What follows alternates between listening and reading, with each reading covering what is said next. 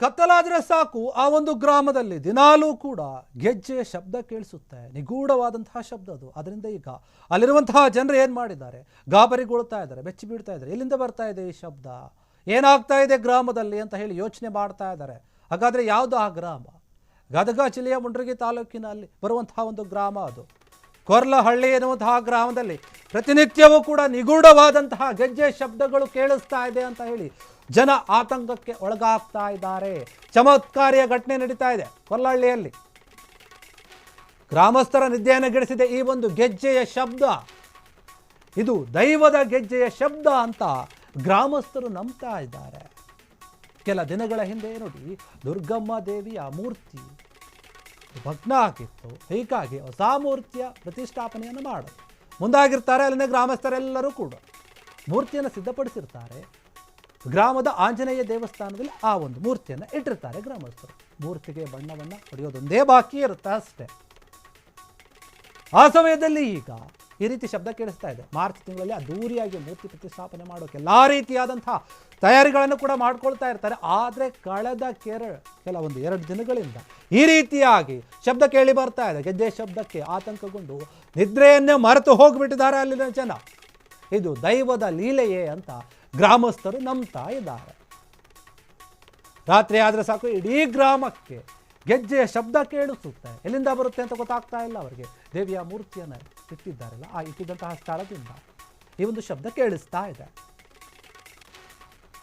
ಹೀಗಾಗಿ ಈ ಒಂದು ವಿಚಾರದಿಂದ ಅಲ್ಲಿನ ಗ್ರಾಮಸ್ಥರು ನಿದ್ದೆ ಮಾಡ್ತಾ ಇಲ್ಲ ಸರಿಯಾಗಿ.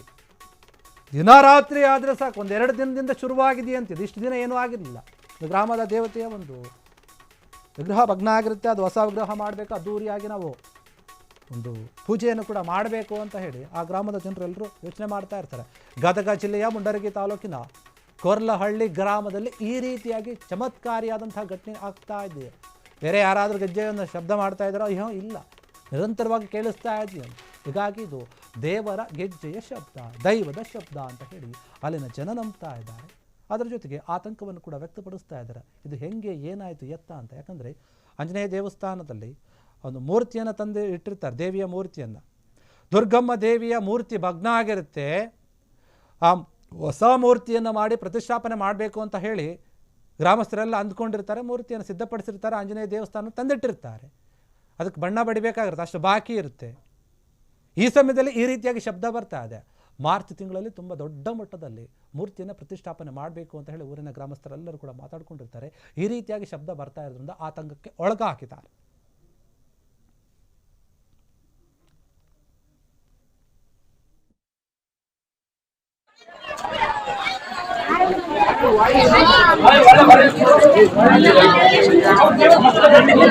वोट तुमकर अध्यक्ष अध्यक्ष वोट तुमकर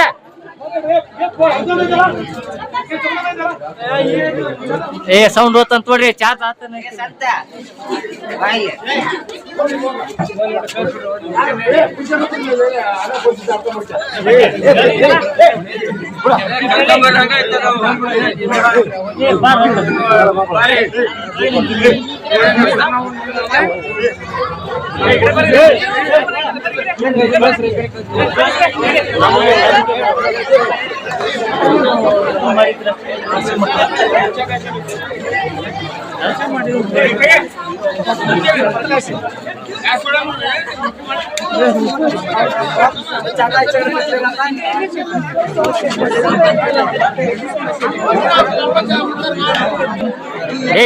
ಮುಂದ್ಕರ ಹೋಗ ನಿಮ್ಮ ಕೇಳವಲ್ತಂತೆ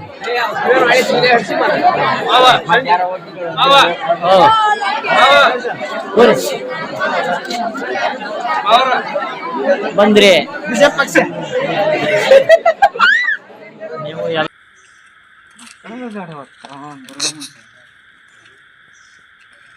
ಕ್ಷಣ ಕ್ಷಣದ ಸುದ್ದಿಗಳಿಗಾಗಿ ಫ್ರೀಡಂ ಟಿವಿ ಸಬ್ಸ್ಕ್ರೈಬ್ ಮಾಡಿ, ಲೈಕ್ ಮಾಡಿ ಹಾಗೂ ಫಾಲೋ ಮಾಡಿ.